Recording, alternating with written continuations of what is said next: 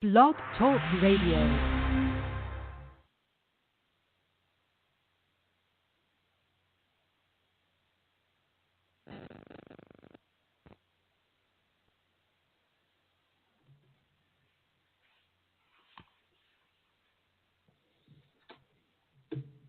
Hello, Spay.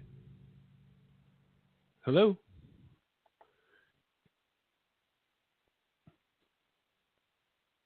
Okay. Okay.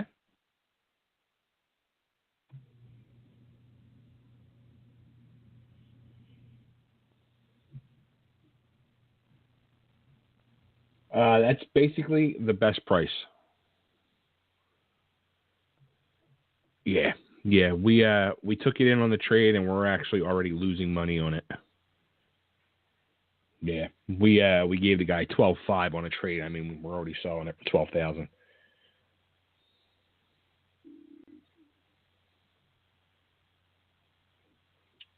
$11,988. And how much you mean in like a couple $100 off? Right.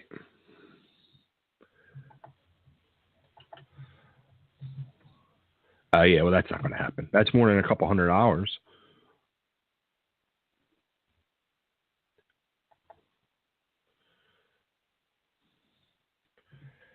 No, well, that's all we take is cash. Yeah, yeah.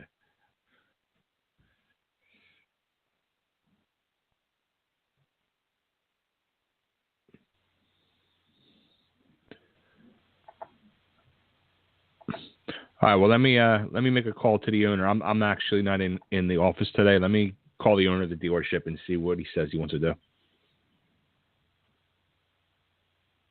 All right. It's 12:15. Text it over. Yeah, I'll text it over to you. You're welcome. Bye.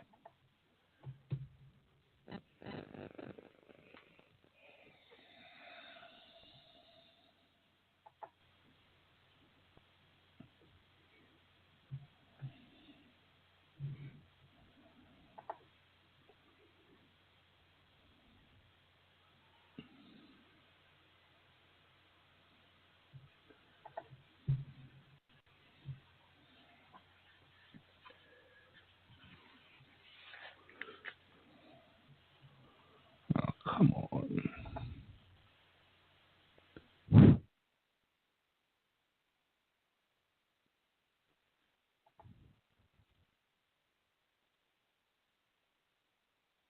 Tommy.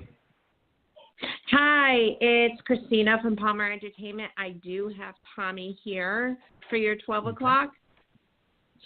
Sounds good. All right, hold on one second. Here he is. What's up, brother? Hey, man, how you doing? Pretty good, bro. Very good. Very good. So you guys got a lot of things happening, man. It's January's your month to really kick things in the high.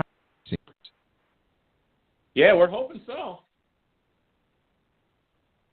Yeah, it's you got the album coming out in a few weeks. Yeah, the album's due to drop January 20th. It's actually, you can pre-order it now on iTunes and Amazon. I think it's on Amazon, but you can pre-order right now. The album will street date drop on January 20th. And we're looking to, we got a couple of shows lined up right now, but we're looking to do a big tour support for the album coming up, and we're working on like some April dates into the summer. Oh, nice. Now, the album's going to be called No Faith in Humanity, which I just love because I honestly think that speaks volumes of today's society. And that's kind of the way we didn't consciously write it that way, but, when all the political stuff was going on and we were kind of writing the album, sitting in the studio and watching all this CNN stuff we're like, what the hell is going on in this world? And we're like, we just all sat there shaking our heads like, Jesus Christ, it's like, you have no control of it. I mean, they say, your vote matters, whatever. Come on. It's all, it's all going to be run the way it's going to be run, and you pretty much don't have a say in much stuff. And it's like pretty much that's the way the album was kind of molded around. It's like, we're just so tired of what's going on in the world. It really is scary out there, and again, like you said, like you really have no control. And I just sit back and I just I don't even pay attention to them. I just you have to really just your own drum and mind your own business and do your thing, and like what you guys are doing, just rock, man, just let it out. Yeah, go. And that's pretty much what we did, because you go on this Facebook and it's all especially when the elections were going on. It's like everybody's just looking, just see what this guy says. You can't control none of it. You know what I mean? It's like, right. Just go about your business, play your music, write your songs. Let's just try to, you just got to try to live your own life. You know what I mean? And that's what this album was pretty much about, is like, we want to have faith in everybody that's around us, but it's tough because people are so negative about a lot of stuff, That's true. That's very true.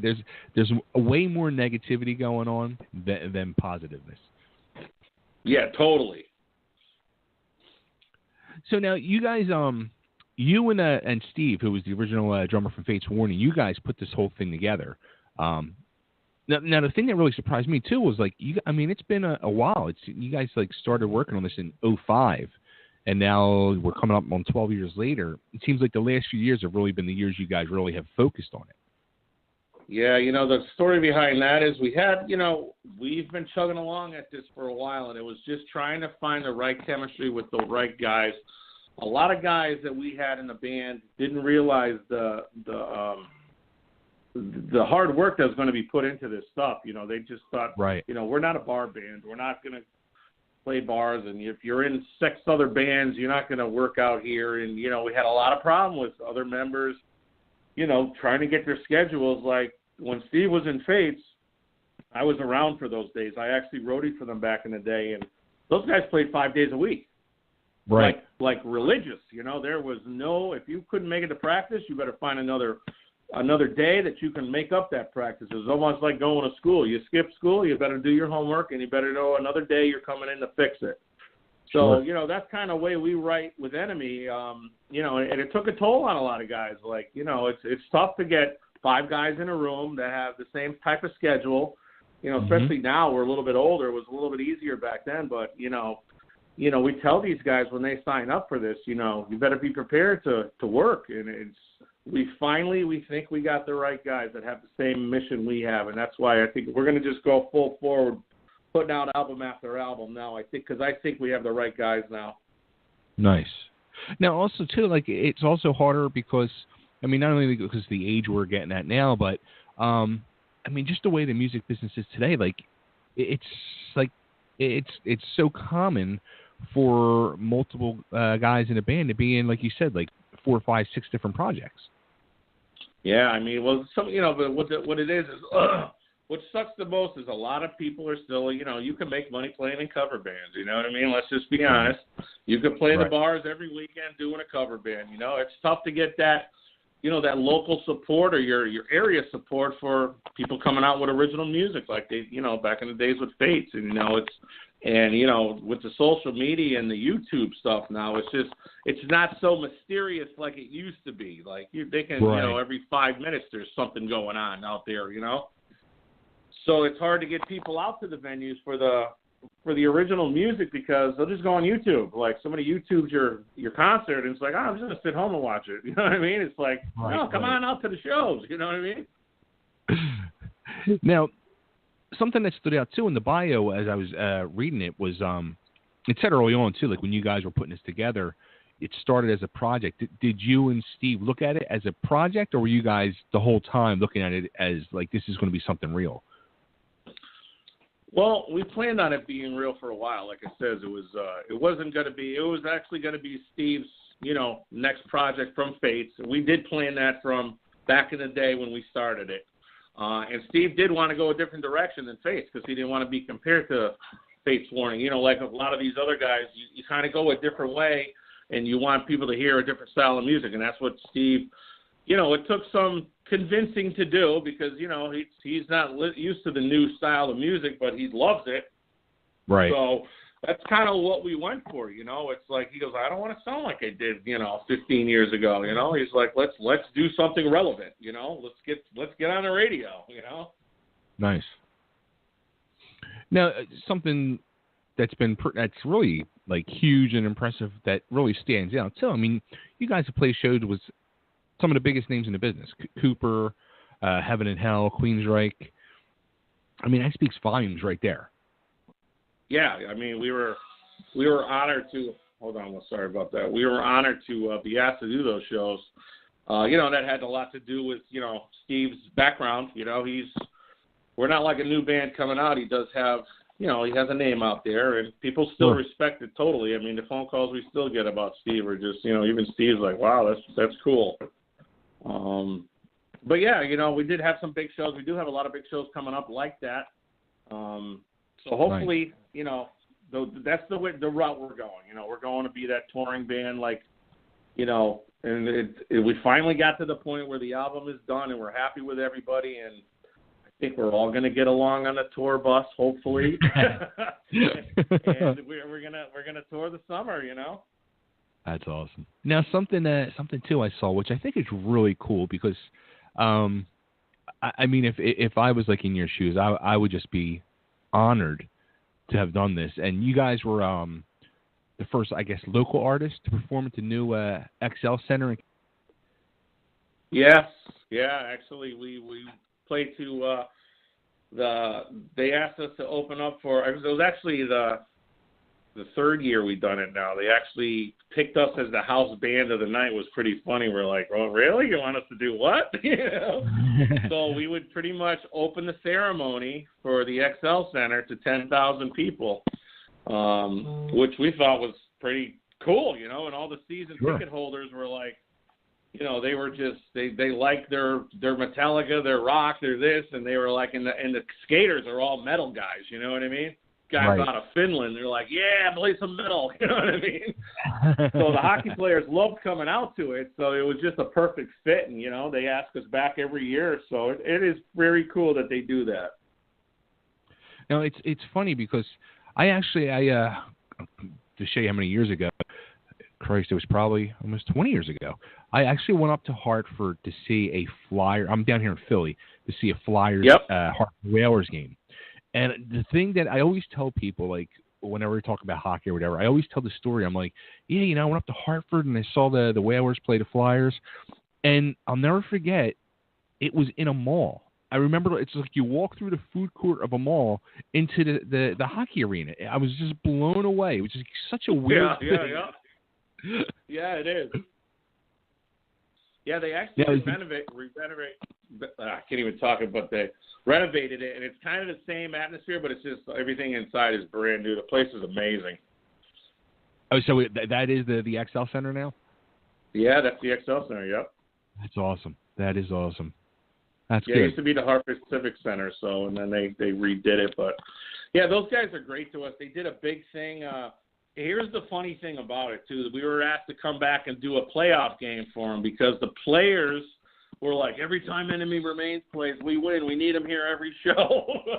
Oh, that's awesome. So we did like 2 or 3 playoff games for them, and the players would be coming by and going, walking down through the alley in the back underneath, and it was all, how those guys are. It's all superstitious with those guys, Sure.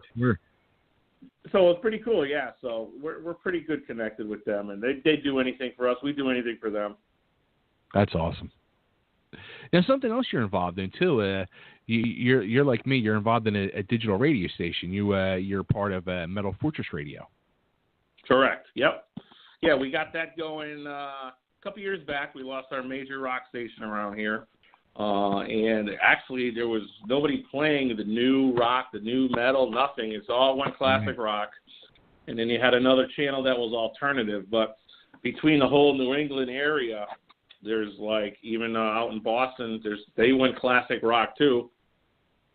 So me and Chrissy Palmer decided that we were going to do something to try to keep this rock metal alive in our area, and nice. We got hooked up on a college station. WHUS. Cool. They got us on the air in like a week because Chrissy made a phone call. She used to be there years ago. She kind of left it. And she goes, I'm going to get us on the radio next week. And I'm like, yeah, whatever. I'm like, yeah, here we are. She calls me the next day. Okay, we're on the air Thursday at 7. I'm like, get out of here. So we just start this little segment called Morning Metal Drive. It aired every morning on Thursdays, and it just blew up through the roof. People were getting in their cars, and they were like, what the hell station are we listening to? So we have tons of phone calls. And then, it was only a Thursday, so people wanted it so much. They said, is there any way you guys could do this, 24 hours a day or whatever? So Chrissy, the tech girl that she is, has started up the radio station. It's not a podcast. It's a full-blown radio station. We have live DJs, everything. Wow. And that's pretty much what we do. And we help any unsigned artist, because I'm about the unsigned artist getting out there, getting them national recognition, because we have so many, labels and venues and everybody that are behind us now, because the promoters are sending us, they go, listen, send the stuff to Metal Fortress, you will get on the air. And that's what we do. That's awesome. We're the first official radio station to tour with the Warped Tour. It's like we didn't even know that at the time that they asked us. So we physically were on the road with Warped Tour last year, which was pretty cool, and it looks like we're coming back again this year. So And it's pretty cool to see bands that I idolize out there on Warped Tour coming up to me going, Metal Fortress, you know what I mean? It's pretty surreal, you know what I mean? That's awesome. Yeah, you know. Yeah, it's pretty cool stuff. There's so much amazing new music coming out today in like the metal and hard rock scene and there's just so many bands, and it's just such a great time in music. I mean, the business itself, yeah, it sucks, but for the metal fan out there, there's just so much incredible music. People aren't hearing it, and it drives me nuts. That's what pisses us off. Exactly. It's like we go to places like, you ever hear of this band? They're like, what? I'm like, right. That's what I'm talking about. You know what I mean? Right.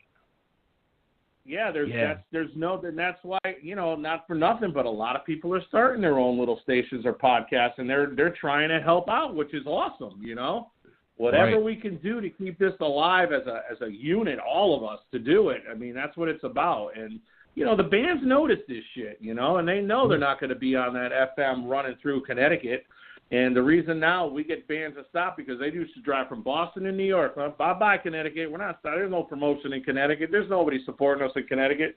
Now they can do a pit stop because they know Metal Fortress is going to put a show on for them or back a show for them, or they'll call us to get involved with a show, and they've seen the difference in attendance when we do get behind it. And that's not because we want to do it. We want to help the bands. We want to help every band, if it's national or nobody. You know what I mean?